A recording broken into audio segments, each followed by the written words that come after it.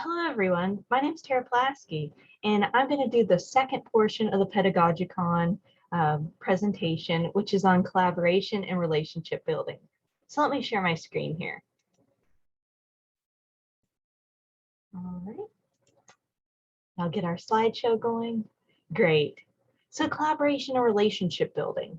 Throughout our collaborative service learning project, we sought to evaluate the writing intensive program at EKU, as Bill kindly explained in the first part of this presentation.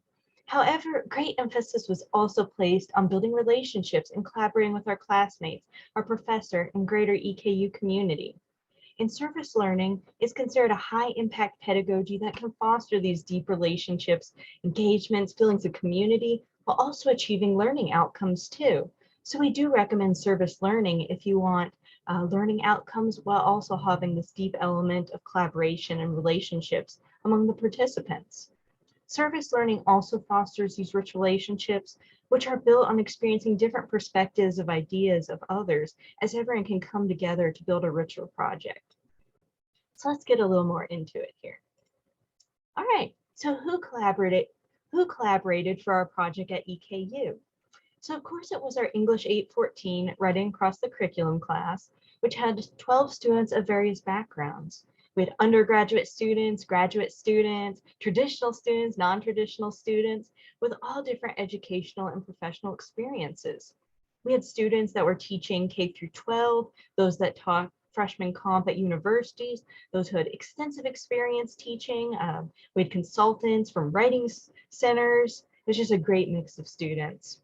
Also, of course, our professor, Dr. Aaron Presley, helped collaborate too with the project, and Dr. Jennifer Weiss, who is the Assistant Provost for Academic Programs at EKU. And we're so thankful that she listened to our project and took our recommendations, hopefully, to make just EKU a better place.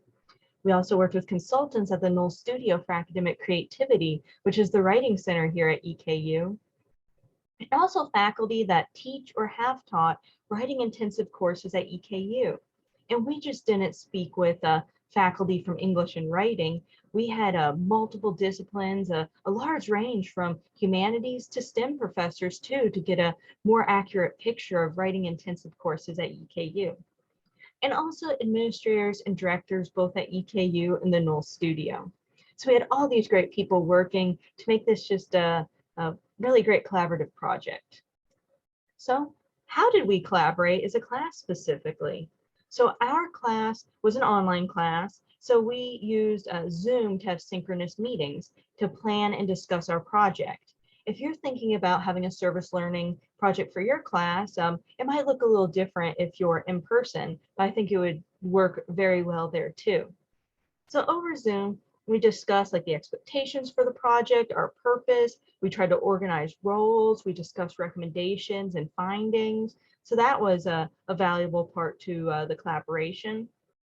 We also created a Discord server that had several rooms for different aspects of the project. For example, we had different rooms for those doing secondary research, for people doing interviews, for people evaluating syllabi, for people that were doing data collection, just so those individual smaller groups could collaborate and discuss their overlapping findings. Google Drive, including Google Docs and Google Slides, was also a crucial part of this collaboration too. All this great primary and secondary research that we were completing, we dropped into the class Google Drive so that everyone would always have access to it. We created a sign-up sheet in Google Docs so that everyone could articulate and select their role, as we thought that having clear expectations was a valuable part of this collaboration too. And we also wrote a collaborative draft and did a collaborative presentation, and all of that was also drafted through the Google Drive suite too, like Google Docs and Google Slides. And that was great because anyone could edit and see changes in like live time. Of course, we used email for small and general updates, and also discussion boards on Blackboard to share results and reflections. And a big part of service learning is reflecting. So that was a great platform to do it too. And then we were able to read the reflections of our classmates, as you might not always be able to get that in depth during a synchronous meeting. So how did we collaborate with all the other great people that we talked to at EKU? So first, our professor, Dr. Presley, she supported us through this process of with deadlines and suggestions and just the framework for the project. But most importantly, she gave us the agency to approach this project ourselves. And this agentive approach, where we had the freedom to explore, really fostered trust and respect and rapport in the instructor-student relationship. And indeed, scholarship does say that giving students this agency and freedom in service learning projects can help build these great relationships. And I think it was a wonderful balance between structure, but also freedom to explore. And we also felt, so great that she trusted us to kind of lead the project as we saw fit.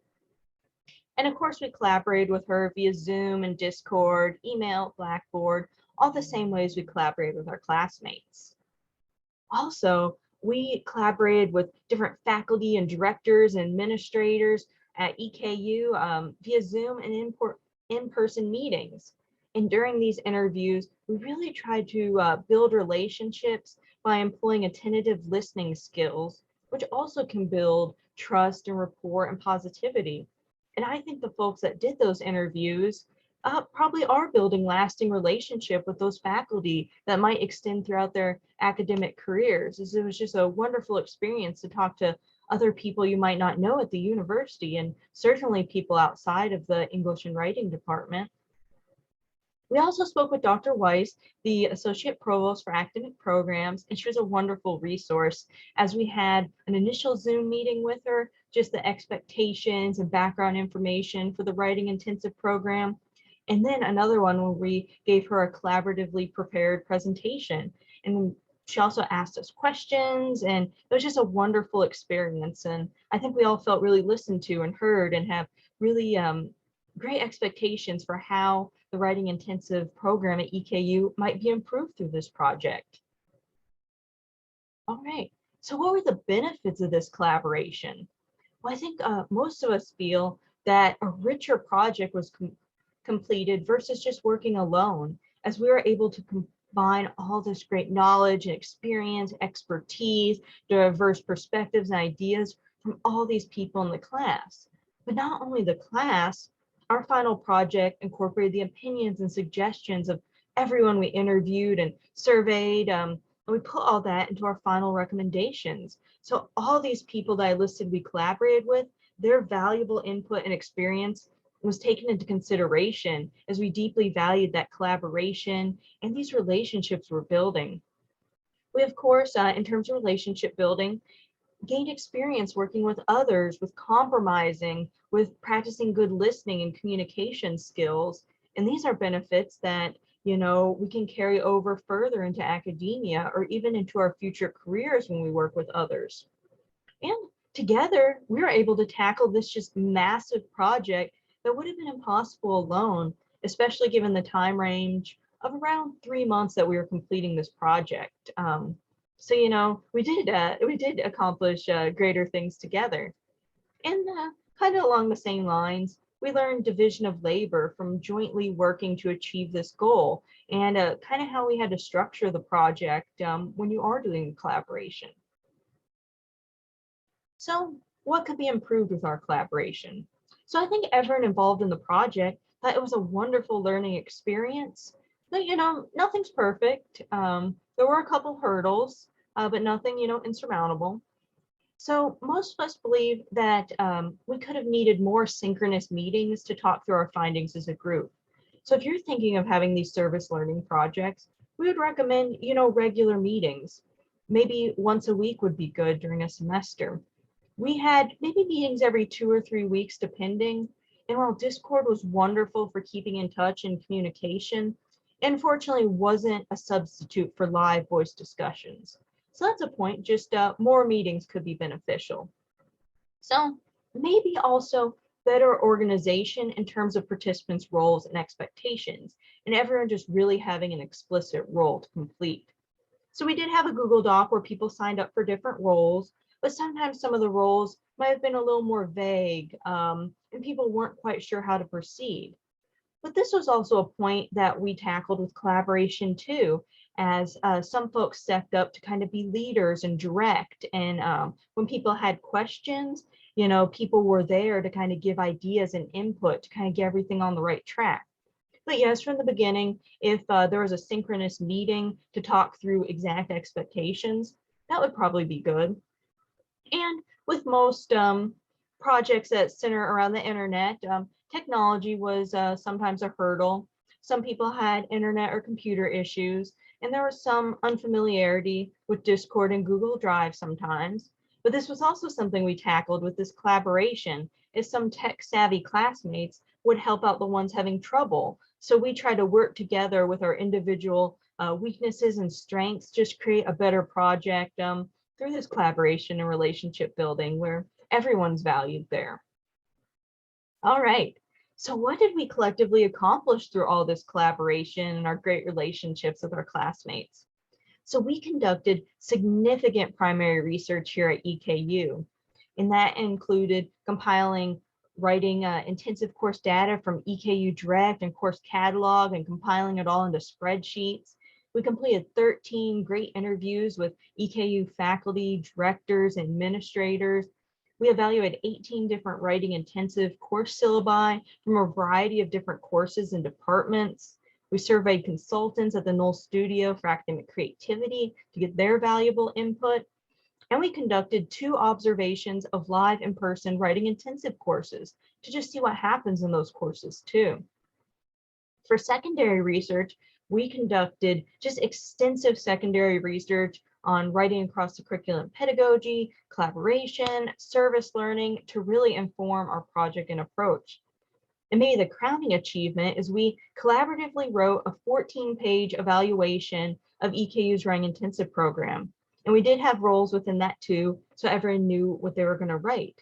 And we just brought together all this great perspectives from everyone involved in the class and greater EKU into that. And speaking of collective knowledge, we took all that together to write and recommend valuable, worthwhile changes to the writing intensive program at EKU to hopefully better this experience for future students so they can have meaningful, discipline-specific writing courses that might give them skills for their future careers.